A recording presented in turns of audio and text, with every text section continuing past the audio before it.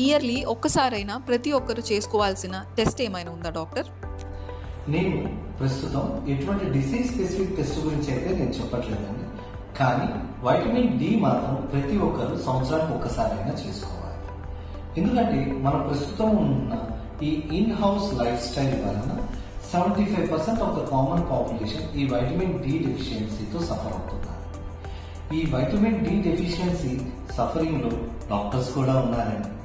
జుట్టు రాలిపోవటం, అలసటగా ఉండటం, కీళ్లలో మరియు కండరాలలో బాగా నొప్పులు రావడం, మూడ్ స్వింగ్స్ ఇలాంటి లక్షణాలు ఉంటాయి.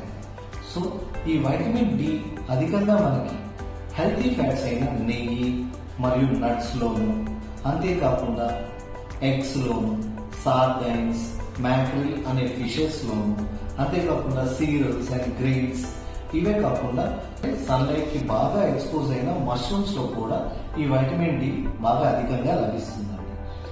మరొకటండి, ఈ ఆహారం ఒక్కటే కాదు, ఖచ్చితంగా ప్రతి ఒక్కరు 20 నిమిషాలన్నా కానీ సన్లైట్ కి ఎక్స్పోజ్ అవ్వాలి. నేనైతే మీకు సూర్య నమస్కారాలు తప్పకుండా సజెస్ట్ చేస్తాను. Thank you.